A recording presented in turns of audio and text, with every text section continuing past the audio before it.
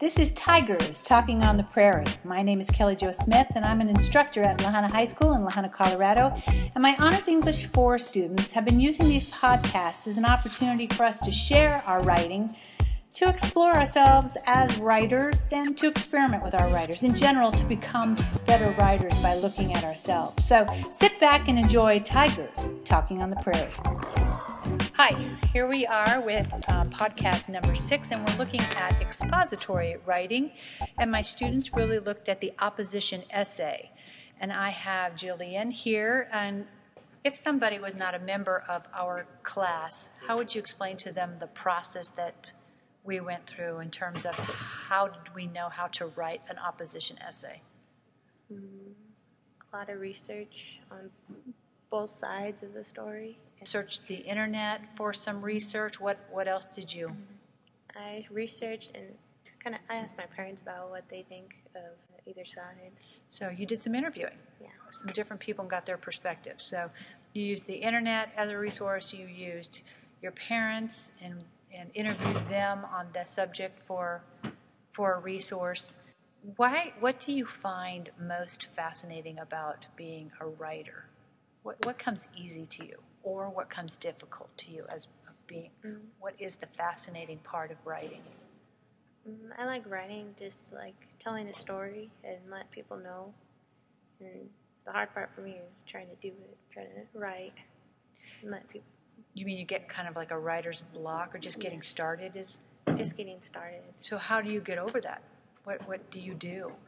Ask for some help, and if like one thing they tell me clicks, then it just clicks and I start writing. So talking through it with a teacher or talking through it with your parents, does that kind helps. of just helps? All right, well, here we are. We hope you enjoy Jillian's opposition essay, and she's about to share it with you, so stay tuned.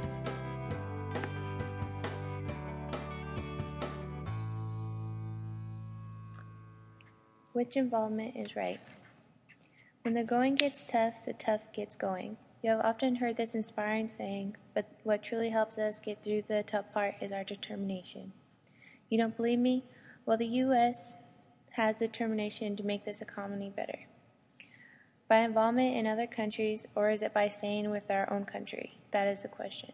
The United States' vision of world involvement has been that of isolationism and policeman of the world.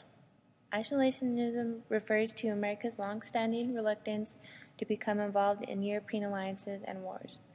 American isolationism did not mean disengagement from the world stage.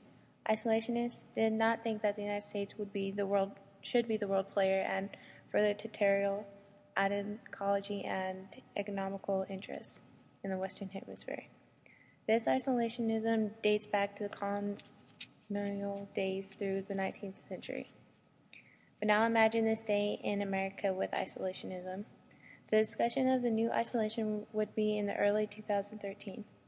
The U.S. President has affirmed the promises to disengage the USA from the rest of the world as far as possible that will be carried out. The U.S.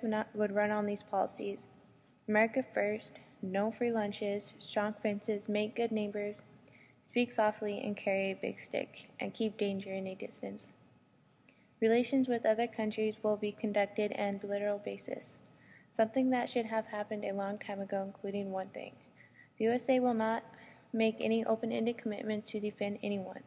Anyone who seeks the U.S. military assistance should expect to have to pay the cost and to be able to justify in terms that benefit the USA. This, I believe, is true and is important to the U.S. Then, being the policeman of the world is our duty to this country. We have the biggest military, and the freedom we have in this world, the rest don't. Throughout the world, we have the most resources and a good environment to live in.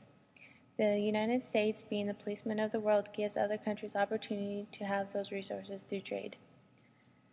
Being the international policeman is no different from our own neighborhoods.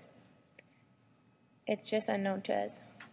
We are the world's only superpower because we have the world's best economic system. And we devote our percent of our gross domestic product to defense. We are in the policemen of the world because everyone else repeatedly provide themselves unable and unwilling to fulfill that role.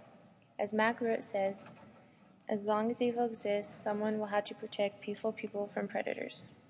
In the end, being that involvement in isolation and the policeman of the world is hard to come by. Every choice that we make has a consequence or consequences for us in the U.S. and those in other countries needing our help. So, what involvement would you choose?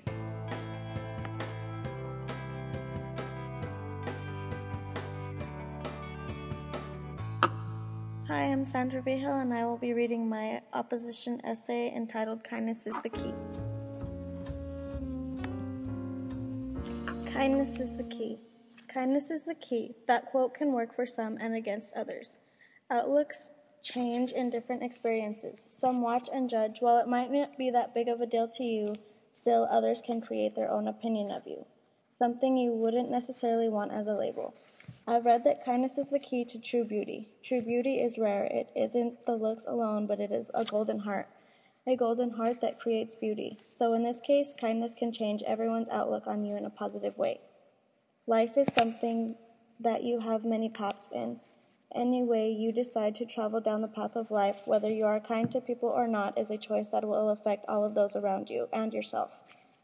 The choice to not be kind and do things for yourself by yourself might work for you, but when you have friends and colleagues that can help you in some way, things are much easier. Good karma is a major role in the kindness game. If you do something nice for someone, they seem to do nice things for you in return. When you help someone out with the little things all the time, those little things add up and they feel obligated to lend a helping hand too. On the other side of the fence, when a person is rude to you, do you feel like being nice back, or do you feel the need to be twice as rude? Any average person would most likely say, I would just be rude back, because it's a natural instinct to do what is done to you. In the workforce, if you are nice to your colleagues and do simple things for them, they would simply do those errands back. Everything in the world can simply be done by yourself. If you aren't ever nice, then you don't necessarily have the opportunity to have others help you. But that doesn't mean that you can't accomplish your goals because you didn't have help. It just means that you would have to work that much harder to accomplish the little things that you want in life without help.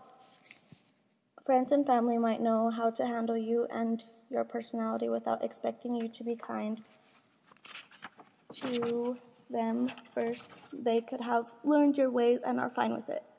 There are two paths in life. You can be the nicest person, the one who's productive and helps others achieve their dreams too, or you can be the selfish person no one feels that they can rely on. The person that does only what needs to be done to achieve things for themselves. Either way, both sides have their ups and downs. You get to decide which is better for you and take it into action. It's your life and your decision. This has been another episode of Tigers Talking on the Prairie, brought to you by La Junta High School's Honors English 4 class in La Junta, Colorado. It's worked in cooperation with La Junta High School's English department and technology department. So tune in again for Tigers Talking on the Prairie. This has been a December 1st edition.